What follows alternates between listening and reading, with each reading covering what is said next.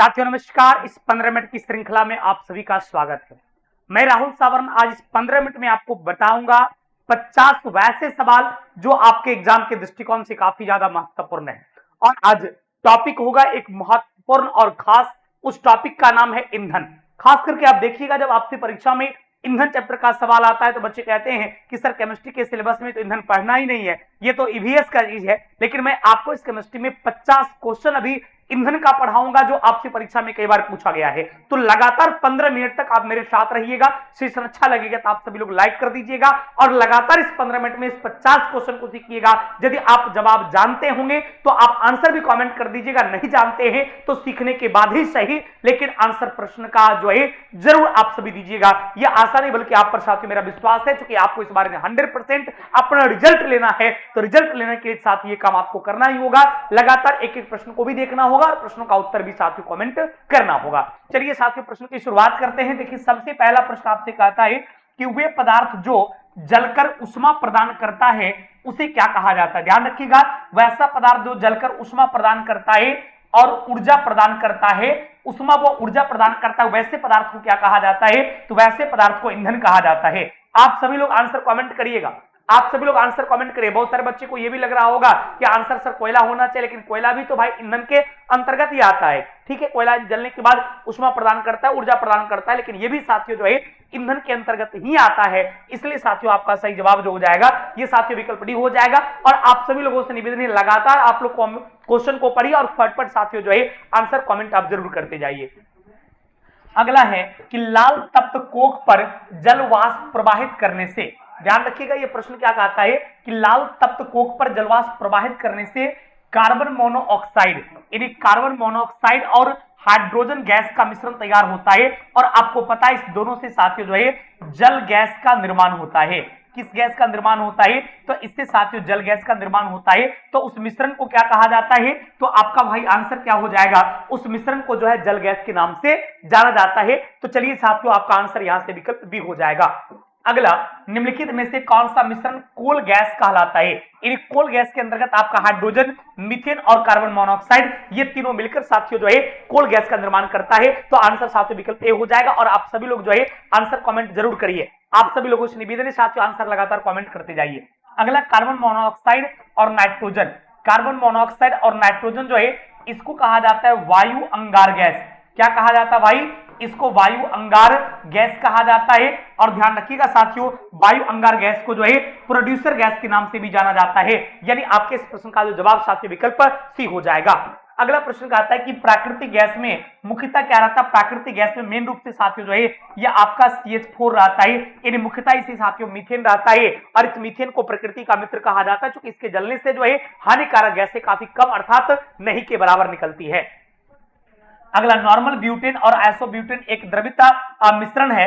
इसको साथियों द्रवित पेट्रोलियम गैस के अंतर्गत रखा गया, क्योंकि इस दोनों के मिलने से जो है द्रवित पेट्रोलियम गैस का निर्माण होता है, जिसको आप LPG कहते हैं। आपने LPG का जो नाम सुना होगा, यह LPG को ही बोलते हैं द्रवित पेट्रोलियम गैस। सुरक्षा की दृष्टि से खानों पकाने वाले LPG गैस सिलेंडर में क्या भरकर गैस को गंधयुक्त बनाया जाता है?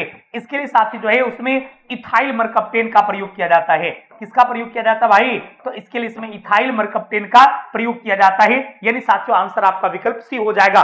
कई बार आपसे एग्जाम में क्वेश्चन पूछा गया है। गोबर गैस में मुख्यतः क्या रहता है? गोबर गैस में साथियों मुख्य रूप से जो है उसमें आपका मीथेन उपस्थित रहता है। अगला, एलपीजी में मुख्यतः कौन सा गैस पाई जाती है? एलपीजी में मुख्य रूप से साथियों जो है ये आपको ब्यूटेन रहता है। हालांकि प्रोपेन भी रहता है, लेकिन मेनली साथियों आपका ब्यूटेन रहता है सर्वाधिक मात्रा में। जल गैस किसका संयोजन है? मैंने अभी आपको जल गैस के बारे में बताया है। इस प्रश्न का जो सही जवाब होगा आपको कमेंट करना है। इस प्रश्न का जो सही उत्तर है आप आंसर कमेंट करके बताइए, क्योंकि इसके बारे में मैंने अभी कुछ देर पहले आपको बता दिया है। यदि आपने नहीं देखा है तो आप शुरू से देख लीजिएगा, इस क्वेश्चन का आंसर आपको पता चल जाएगा। बायोगैस संयंत्र निष्कासित निम्नलिखित में से कौन सी गैस ईंधन गैस के रूप में उपयोग में आती है? तो बायोगैस से साथियों मुख्य रूप से जो है यह आपको मीथेन बाहर निकलता है। यानी आंसर साथियों आपका विकल्प सी हो जाएगा। अगले प्रश्न से पहले मैं बता दूं साथियों, जीविका भर्ती के तमाम पोस्ट के लिए बैच स्टार्ट हो चुका है। 299 से लेकर 499 तक में ये तमाम बैचेज उपलब्ध है। आप यदि नए हैं और आप चाहते हैं तो इस बैच को पढ़ते जरूर कर लें। और आज धनतेरस है और अभी ऑफर चल रहा है आपका जो है दिवाली का 18, 19 और 20 अक्टूबर को ऑफर है। आप 30% की छूट पर ये तमाम बैच उपलब्ध हो जाएगा। क्लियर? अगला एलपीजी का मुख्य घटक कौन सा है भाई? एलपीजी का जो मुख्य घटक है उसे साथियों ब्यूटेन के नाम से जानते हैं। ये आंसर साथियों आपका विकल्प डी हो जाएगा। Butane is the right answer of this question. अगला एलपीजी का पूरा नाम क्या होता है? क्या लिक्विड पेट्रोलियम गैस? बिल्कुल नहीं। एलपीजी का फुल फॉर्म साथियों लिक्विफाइड पेट्रोलियम गैस होता है। यानी आपके इस प्रश्न का जो सही जवाब होगा ये साथियों विकल्प बी हो जाएगा। अगला सीएनजी को पारिस्थितिकी मैत्रीपूर्ण क्यों कहा गया? सीएनजी को साथियों पारिस्थितिकी मैत्रीपूर्ण इसलिए कहा गया क्योंकि इसमें कार्बन मोनोऑक्साइड जो है बहुत ही कम मात्रा में निकलता है, इसलिए सीएनजी को साथियों प्रकृति का दोस्त कहा जाता है, प्रकृति के मित्र के नाम से जाना जाता है। अगला निम्न में से किसका ईंधन मान सबसे अधिक होता है? हाइड्रोजन का साथ ईंधन मान सबसे ज्यादा होता है, सबसे मैक्सिमम होता है, और हाइड्रोजन को जो भविष्य के ईंधन के नाम से भी जाना जाता है। अगला निम्नलिखित में से कौन सा ईंधन सबसे कम पर्यावरण प्रदूषण उत्पन्न करता है? ऑप्शन के हिसाब से लिखिएगा तो हाइड्रोजन से साथियों जो है सबसे कम पर्यावरण प्रदूषण भी उत्पन्न होता है। रॉकेट में से किस प्रकार का ईंधन युक्त होता है? देखिए साथियों रॉकेट के बारे में बात करते हैं, ध्यान रखिएगा रॉकेट में जो यूज होता है उसको प्रणोदक बोलते हैं। क्या बोलते हैं भाई? चलिए बिल्कुल लगातार आप लोग आंसर कमेंट जरूर करिए, हर एक प्रश्न आपके एग्जाम के दृष्टिकोण से काफी महत्वपूर्ण है। चलिए तो आपका आंसर यहां से प्रणोदक हो जाएगा, यानी आपका आंसर साथियों विकल्प सी हो जाएगा। अगला किस प्रकार के कोयले में सबसे अधिक कार्बन की मात्रा होता है? कोयले में कार्बन की सर्वाधिक मात्रा के बारे में पूछ रहा है तो आपका आंसर साथियों एंथ्रासाइट हो जाएगा। एंथ्रासाइट में सबसे ज्यादा मात्रा में पाया जाता है। और यदि सबसे कम के बारे में पूछा जाता तो ध्यान रखिए बाबू, सबसे कम के बारे में पूछेगा तो सबसे कम साथियों जो वो पीट कोयला में रहता है और सबसे ज्यादा साथियों एंथ्रासाइट कोयला में रहता है, इसको बिल्कुल याद रखिएगा। क्लियर? अगला भूरा कोयला किस नाम से जाना जाता है? भूरा कोयला लिग्नाइट को साथियों भूरा कोयला के नाम से जाना जाता है। और बिटुमिनस जो है इसको मुलायम कोयला कहा जाता है। बिटुमिनस को साथियों जो है मुलायम कोयला कहा जाता है, या इसी को साथियों जो है घरेलू कोयला भी कहा जाता है। इसी को साथियों जो है घरेलू कोयला भी कहा जाता है, इस बात को दिमाग में रखिएगा। चलिए तो आंसर आपका विकल्प बी अर्थात लिग्नाइट हो जाएगा। अगला किसी ईंधन में अपस्फोटन रोधी गुण को दर्शाती है? अपस्फोटन गुण को कौन दर्शाता है? यह ऑक्टेन संख्या जो है यह अपस्फोटन को दर्शाता है, और ऑक्टेन नंबर से साथियों जो है पेट्रोल की गुणवत्ता का भी पता चलता है। उष्मा की वह मात्रा जो किसी ईंधन के 1 ग्राम की हवा अथवा ऑक्सीजन में पूर्णतया जलने के फलस्वरूप प्राप्त होता है उसे क्या कहा जाता है? उसे साथियों उष्मीय ताप के नाम से, 1 ग्राम जलने से जो प्राप्त होता है उसको साथियों जो है उष्मीय ताप के नाम से जाना जाता है। चलिए तो आंसर साथियों आपका सी हो जाएगा। एक अच्छे ईंधन की क्या आवश्यकता शर्त है? इसका उष्मीय मान उच्च होना चाहिए, ताप अधिक होना चाहिए बिल्कुल, आसानी से दहनशील होना चाहिए बिल्कुल, उसका ज्वलन ताप भी उच्च होना चाहिए बिल्कुल। तो आंसर साथियों इनमें से सभी हो जाएगा, क्योंकि जो विकल्प लिखा गया ये सब जरूरी है एक अच्छे ईंधन के लिए, एक आदर्श ईंधन के लिए, शायद इसलिए आंसर आपका विकल्प डी हो जाएगा। अगला दहन की क्रिया के लिए आवश्यक शर्त कौन सा है? दहनशील पदार्थ की उपस्थिति, दहन के पोषक पदार्थ की उपस्थिति, ज्वलन ताप की प्राप्ति, सभी हो जाएगा। इसका आंसर साथियों इनमें से सभी हो जाएगा, क्योंकि जलने के लिए ये सब चीज जरूरी है, बिना इसका दहन संभव ही नहीं हो सकता है। साथियों एईडीओ के लिए मैं आपको बता दूं कि टारगेट बैच स्टार्ट हो चुकी है 999 में, 999 में साथियों बैच स्टार्ट हो चुकी है। इसमें तमाम चीजें आपको पढ़ाया जाएगा जो आपके एग्जाम के दृष्टिकोण से काफी महत्वपूर्ण है। इसमें आपको language paper, general study, maths, reasoning सब कुछ पढ़ाया जाएगा। हिंदी माध्यम की कंप्लीट बैच है मात्र 999 में, और एक एग्जाम पास करने के बाद आप बनने वाले हैं बिहार में अधिकारी, तो इस बैच को साथियों ज्वाइन आप जरूर कर लें। अगला जिस न्यूनतम तापमान पर कोई पदार्थ जलना शुरू करता है उसे क्या कहा जाता है? उसे साथियों ज्वलन ताप कहा जाता है। जिस तापमान पर वो जलना शुरू करता है उसे ज्वलन ताप के नाम से जाना जाता है। एकदम एक एक प्रश्न का आंसर कमेंट करिए, एक एक प्रश्न आपके एग्जाम के दृष्टिकोण से महत्वपूर्ण है, आप सभी प्रश्न का आंसर कमेंट जरूर करिए।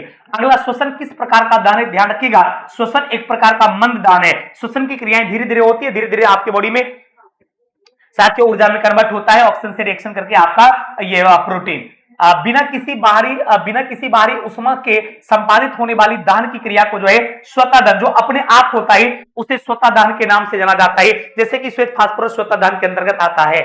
दहन की वह क्रिया जिसमें उष्मा और प्रकाश अल्प समय में उत्पन्न हो जाता है, मतलब तुरंत उत्पन्न हो जाता है, उसको द्रुत दहन कहा जाता है। जिसमें साथियों उष्मा और प्रकाश तुरंत निकल जाता है तेजी से, तो द्रुत का मतलब भी तेज होता है, इसलिए आपका आंसर हो जाएगा उसे द्रुत दहन कहा जाता है।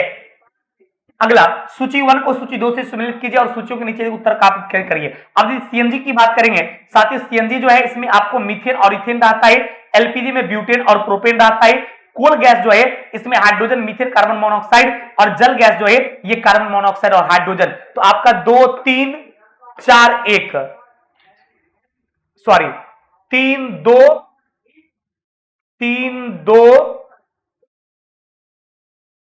3 उसके बाद 2 फिर 4 फिर 1, 3241, 3241 जो है ये साथियों आपका विकल्प सी में है, यानी आपका आंसर साथियों विकल्प सी हो जाएगा। चूंकि आप देख पा रहे होंगे यहां पर हम सही मिलान कर चुके हैं। अगला, अग्निशमन यंत्र में भरा सोडियम बाइकार्बोनेट घोल किससे क्रिया करके कार्बन डाइऑक्साइड निकालेगा? ये साथियों जो आपका गंधकाम्ल से अभिक्रिया करके जो है ये कार्बन डाइऑक्साइड निकालने का काम करता है। कौन सा? Sodium bicarbonate. अगला, सोडियम बाइकार्बोनेट को अग्निशमन के रूप में क्यों उपयोग किया जाता है? क्योंकि जानते हैं क्योंकि इससे साथियों आग किस गर्मी से यह कार्बन डाइऑक्साइड जो है उत्पन्न करता है, इसलिए इसका प्रयोग किया जाता है। क्या क्लियर? तो आंसर आपका विकल्प ए हो जाएगा। अगला, निम्नलिखित गैसों में कौन सी एक दहन पोषक है? दहन पोषक की बात करेंगे साथियों, ऑक्सीजन जो है यह आपका दहन पोषक के अंतर्गत आता है, क्योंकि बिना ऑक्सीजन का जलना संभव ही नहीं है। अग्निशमन यंत्र में बोतल में रखे गए सांद्र सल्फ्यूरिक अम्ल के साथ निम्नलिखित में से किसका सांद्र विलयन संभव है? तो इसमें साथियों सोडियम बाइकार्बोनेट का। सोडियम बाइकार्बोनेट बोले तो सोडियम हाइड्रोजन कार्बोनेट को ही सोडियम बाइकार्बोनेट कहते हैं, NaHCO3। तो आंसर आपका साथियों यहां से विकल्प सी हो जाएगा। विकल्प C is right answer of this question. अगला, साधारण अग्निशमन यंत्र में कार्बन डाइऑक्साइड निम्न में से किस प्रक्रिया से उत्पन्न होती है? साथियों सोडियम बाइकार्बोनेट और तनुगंधकाम्ल के कारण उत्पन्न होता है। किससे भाई? तो सोडियम बाइकार्बोनेट और तनुगंधकाम्ल के कारण उत्पन्न होता है। अगला, अग्निशमन में कौन सी गैस प्रयुक्त होती है? अग्निशमन में साथियों कार्बन डाइऑक्साइड। ध्यान रखिए, अग्निशमन में यंत्र में साथियों जो है ये कार्बन डाइऑक्साइड गैस प्रयुक्त होती है। कई बार साथियों ऐसा प्रश्न मैंने आपको बताया है, जलते पेट्रोल को पानी नहीं बुझा सकता। इसका कारण क्या जानते हैं? क्योंकि ये अपने सापेक्ष कम घनत्व के कारण जो है पेट्रोल जो है पानी में तैरते रहता है। चूंकि पेट्रोल जो है पानी के रिस्पेक्ट में कम घनत्व वाला है, इसलिए आसानी से क्या होता है ये पानी के ऊपर तैरते रहता है। तो आंसर आपका सी हो जाएगा। साथियों 72 बीपीएससी की बात करें, 72 बीपीएससी के लिए साथियों बैच स्टार्ट हो चुकी है ऑफिसर्स एकेडमी के ऐप पर। मात्र 999 में कंप्लीट बैच आपको मिलेगा, जिसमें हर विषय के अलग अलग शिक्षक आपको मिलेंगे जो बीपीएससी के तहत आपको अधिकारी बनाएंगे। तो आप जरूर साथ इस बैच को परचेज कर लेंगे। यह बैच आने वाली प्रतियोगी परीक्षा 72 बीपीएससी के लिए बहुत ही शानदार होगा। अगला, निम्नलिखित में से कौन सा ईंधन तत्व नहीं है? ईंधन तत्व नहीं के बारे में पूछ रहा था, तो साथियों ये तीनों तो है, लेकिन हीलियम ईंधन तत्व नहीं है, नहीं पूछ रहा था, इसलिए आंसर क्या हो जाएगा? विकल्प D is right answer of this question. अगला, निम्नलिखित में से कौन सा जीवाश्म ईंधन नहीं है? जीवाश्म ईंधन नहीं है तो आपका ये नाइट्रोजन जीवाश्म ईंधन नहीं है, तो आंसर नाइट्रोजन हो जाएगा। क्योंकि जल गैस पेट्रोलियम कोयला ये सब तो है ही, तो आंसर आपका नाइट्रोजन हो जाएगा।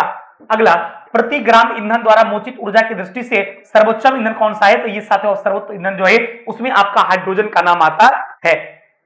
अब प्रोड्यूसर गैस को वायु अंगार गैस भी कहते हैं, और ये कार्बन मोनोऑक्साइड और नाइट्रोजन से मिलकर बना हुआ है, यानी आंसर साथियों आपका विकल्प ए हो जाएगा, कार्बन मोनोऑक्साइड और नाइट्रोजन हो जाएगा। निम्नलिखित में से किसका प्रयोग नोदक या रॉकेट ईंधन के रूप में किया जाता है? ध्यान रखिएगा, नोदक और रॉकेट ईंधन की बात की जाए, नोदक और रॉकेट ईंधन के रूप में साथियों किसका प्रयोग किया जाता है? तो आपको ये द्रव हाइड्रोजन और द्रव ऑक्सीजन का प्रयोग जो है ये आपको नोदक के रूप में किया जाता है। आंसर साथियों आपका विकल्प डी हो जाएगा।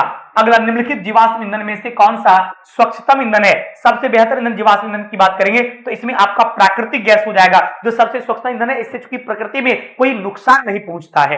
क्लियर? अगला, ईंधन का मुख्य कार्य क्या है? तो उष्मा भी प्रदान करती है, ऊर्जा भी उत्पन्न कर, ये दोनों करता है, उष्मा और ऊर्जा दोनों प्रदान करता है ईंधन का, ये सबसे मेन काम है। अगला, निम्नलिखित में से कौन सा जीवाश्म ईंधन नहीं है? नहीं के बारे में पूछ रहा था, कोयला, पेट्रोलियम, प्राकृतिक, ये सब तो है, लेकिन इथेनॉल जीवाश्म ईंधन नहीं है। तो आंसर साथियों आपका विकल्प डी हो जाएगा, ethanol is right answer of this question. अगला, पेट्रोलियम का निर्माण मुख्यतः किससे हुआ है? पेट्रोलियम का निर्माण साथियों मृत जलीय जीव से और सूक्ष्म जीव दोनों को मिलाकर साथियों जो है पेट्रोलियम का निर्माण होता है, और इसी पेट्रोलियम से पेट्रोल, डीजल, केरोसिन तेल वगैरह तैयार किया जाता है। कोयला का मुख्यतः घटक कौन सा है? कोयला का जो मेन घटक है इसमें से वो आपको कार्बन है। कार्बन की मात्रा कोयला में रहता है।